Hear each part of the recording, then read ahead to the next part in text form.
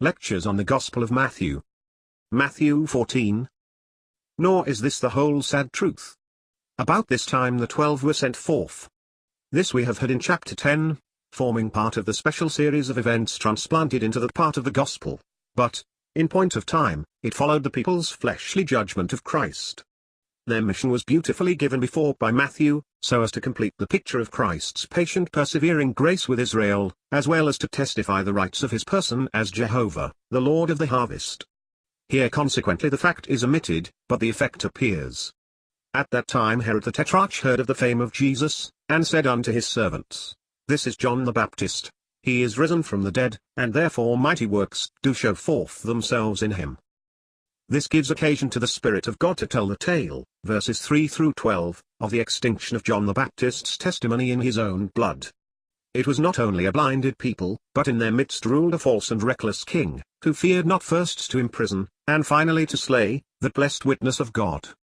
Not that he did not fear the multitude, verse 5, for his passions would have impelled to do the deed, nor that he had not sorrow and qualms when it came to the point, but what can these restraints avail against the wiles and power of Satan? Bad as Herod was, he was not altogether without a conscience, and the preaching of John had reached it, so far at least as to render him uneasy. But the issue was what one might expect who knows that an enemy is behind the scene, hating all that is of God, and goading man on to be his own slave and God's foe, in the gratification of lust and the maintenance of honor worse than vanity. What an insight into the world and the heart we have here from God! And with what holy simplicity all is laid bare which it would be profitable for us to hear and weigh.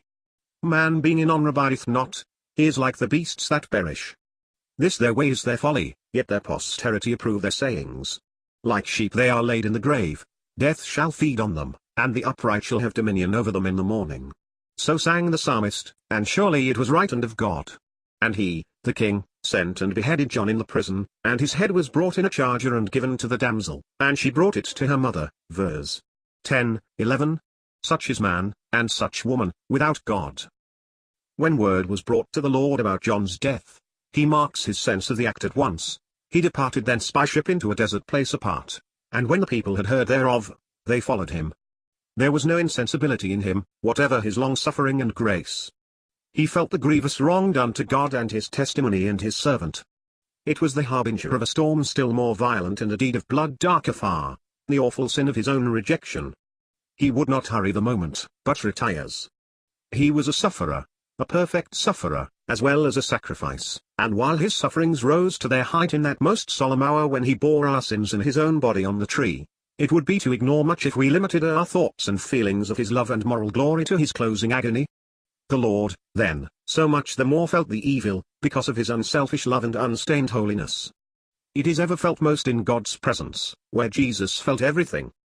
The work of rejection goes on. Did this deep sense in his spirit of the growing power of evil in Israel interrupt the course of his love? Far from it. And Jesus went forth, and saw a great multitude, and was moved with compassion toward them, and he healed their sick. Verse 14. Let murderous unbelief act as it may, he was Jehovah, present here below in humiliation, but in divine power and grace. The disciples poorly profit by his grace, and leave small space for the display of his beneficent power. So, when it was evening, they came to him, saying, This is a desert place, and the time is now past, send the multitude away, that they may go into the villages, and buy themselves victuals. Verse 15. Send the multitude away. Away from Jesus? What a proposal! The greatness of the strait, the urgency of the need, the difficulty of the circumstances, which to unbelief are so many reasons for men to do what they can, are to faith just so much the more the plea and occasion for the Lord to show what he is. Jesus said unto them, They need not depart, give ye them to eat. Oh, the dullness of man, the folly and slowness of heart in disciples to believe all. And yet, beloved friends, have we not seen it? Have we not proved the selfsame thing in ourselves? What lack of care for others! What measuring of their wants, in the forgetfulness of him who has all power in heaven and on earth, and who, in the same breath that assures us of it, has sent us forth to meet the deepest necessities of sin-darkened souls. And they say unto him, We have here but 5 loaves and 2 fishes. Ah! Were they, are we, so blind as to overlook that it is not a question of what, but whom, we have? Jesus is nothing to the flesh even of disciples.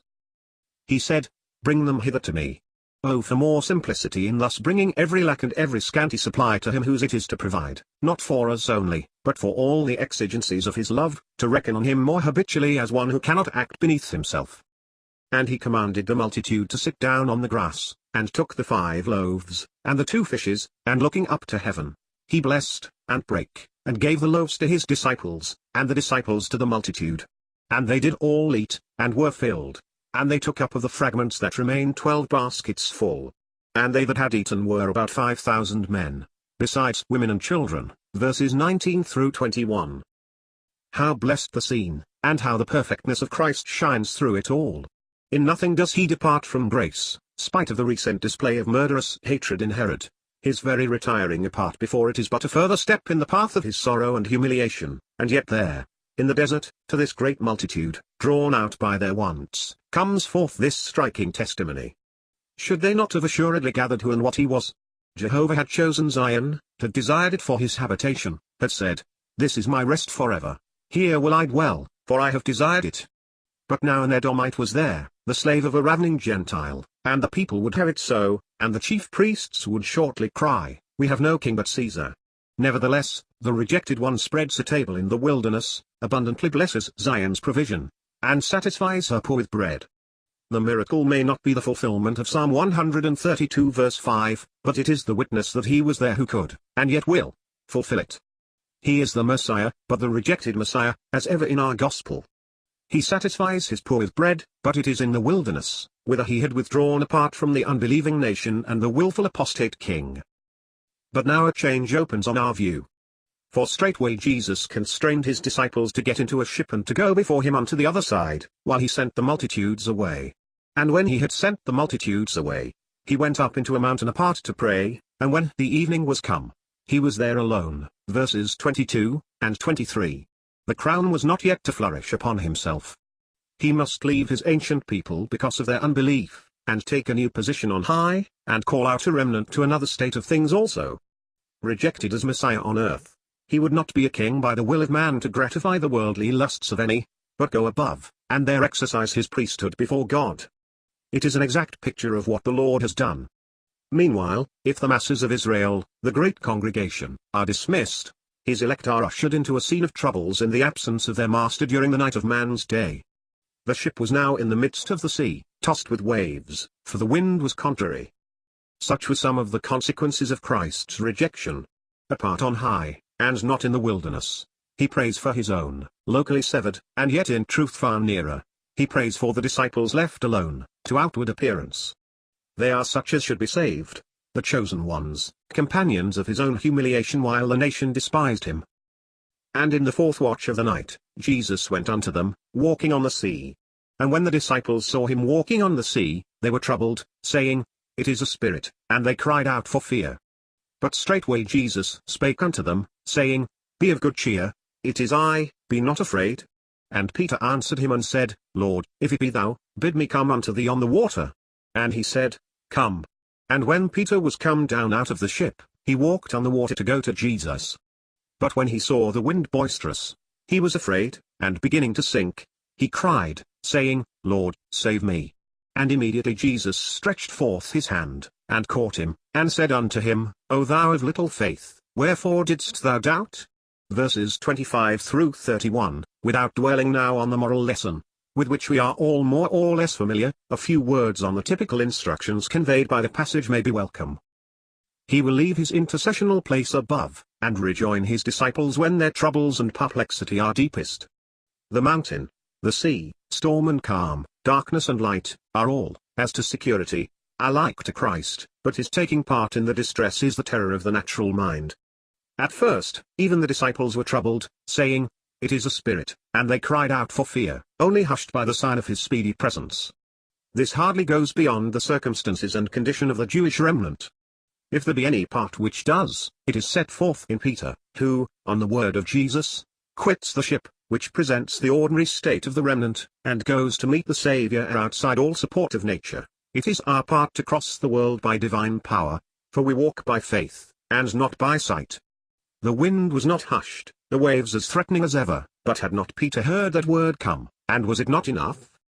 it was ample as from the Lord and God of all. And when Peter was come down out of the ship, he walked on the water, to go to Jesus. As long as Jesus and his word were before his heart, there was no failure any more than danger.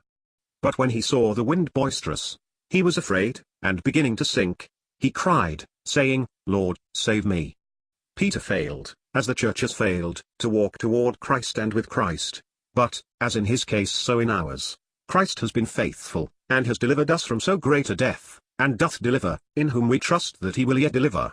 And when they were come into the ship, the wind ceased. Then they that were in the ship came and worshipped him, saying, Of a truth thou art the Son of God. Verses 32 and 33. Jesus now rejoins the remnant, and calm immediately follows, and he is owned there as the Son of God. Nor this only, for they came into the land of Gennesaret.